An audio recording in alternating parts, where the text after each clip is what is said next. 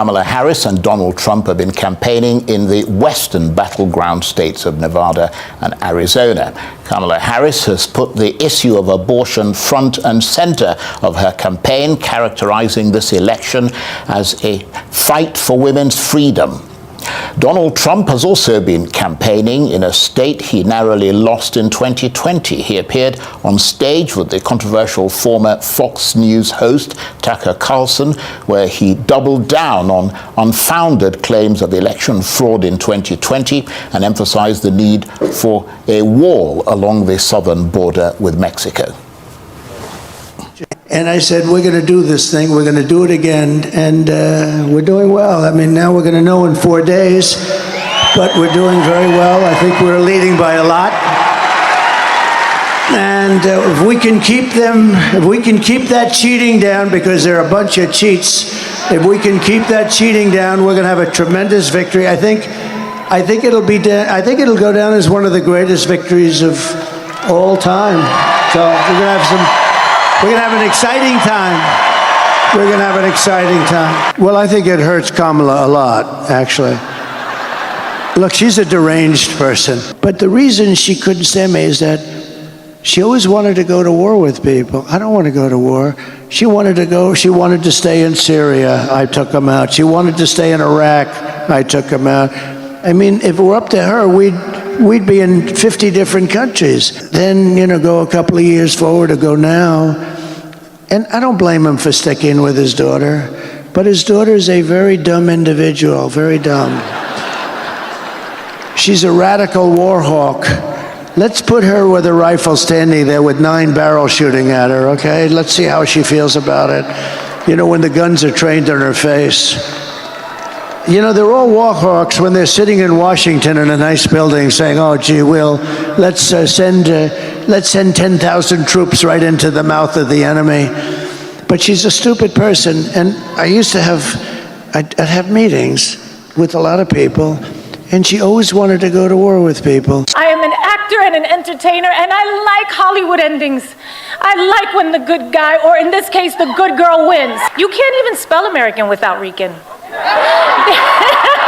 This is our country too, and we must exercise our right to vote on November 5th. And we need you to vote Nevada, because we have just 5 days left in one of the most consequential elections of our lifetime, and we have work to do. But we like hard work. As the day for US election draws closer, a lot of things has been happening lately. And that is why I beg you to subscribe to this channel, right? Because henceforth, I'll be bringing you all the information that is happening there, all right? Even on the election day, all right? And afterward. So I beg you, subscribe to this channel. Now, I saw this campaign where Kamala Harris had, and she characterized her election as a fight for women's freedom. Then after watching that, I just laughed. I asked myself, are women in America they don't have freedom? Are they not free? Like how? Now, I also took a look at some of the campaign, the words Kamala Harris has been saying in most of her campaign. And she always, center the issue of, make man, they marry another man. You get that kind of thing. Yeah? Make woman, they knock another woman. You get that kind of thing. If woman get belly, make it go comota. Say nothing they happen. You know that kind of thing. So this is basically where she centered her campaign or her campaigning. So I'm wondering, is it the freedom women want in America? Like, for those of you in Europe, is it the freedom you guys want? Because I don't really understand. I don't really understand why somebody should focus her campaigning or her winning in freedom. And then if you ask, what is the freedom for women? It will be for them to do anyhow. Like how? Anyways, I will allow you to watch the video, but please, as I begged earlier, if you are watching it, don't forget to subscribe to this channel and turn on your notification button so you get notified anytime I upload a video, okay? Please, I beg you, all right? So please watch it. Just 5 days left in one of the most consequential elections of our lifetime, and we have work to do. But we like hard work. Hard work is good work. Hard work is joyful work. And make no mistake, we will win. We will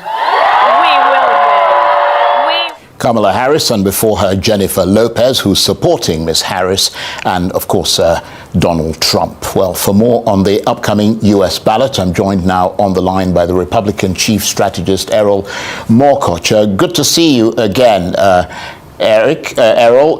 We're just listening to Mr. Trump there talking to Tucker Carlson and alleging that potentially they're going to be cheaters in this election. I mean, and sort of doubling down on what he said, those unfounded claims of election fraud in 2020. I mean, that doesn't inspire, very much confidence in a man who's wanting to be the president of the United States, does it? Well, I think Donald Trump is speaking, number one, to his base. That was a very late night rally, and he's speaking very candidly with Tucker Carlson. And let's just stop and remember that 2 days ago, 161,000 ballots were almost duplicated and counted in Michigan if it wasn't for Laura Trump, the chair of the RNC, who found that and stopped that. We have a situation in Michigan as well of a Chinese student who has voted illegally, but the way that ballot tracking goes, they don't let you track the ballot back for the safety of the voter, and so that ballot will count.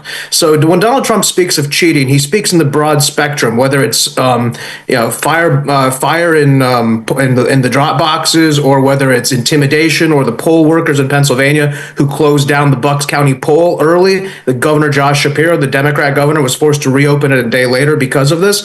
So I think these are the types of cheating he's speaking to, and he still personally doesn't believe that the 2020 election was above board. And honestly, 60-70% of our voters don't believe that, and half of the country think that there was serious questions around the election. Now, whether or not that's actually going to be what we put down in the history books or not, before an election with attempted fraud in different situations, it's not unexpected for Donald Trump to do that. And he's in the pole position, so him questioning the legitimacy of the election probably isn't the smartest thing to do when it looks like he's going to win. If he's saying the election's going to be full of cheaters and he wins, it's going to be a little bit contradictory. But that's... So you have seen it. This is just a short form of it. As I said, henceforth, I will be bringing all the information that have to do with US election on this page. So please, I beg you, subscribe to this page and drop your comment on the comment section. All right. So thank you and God bless you.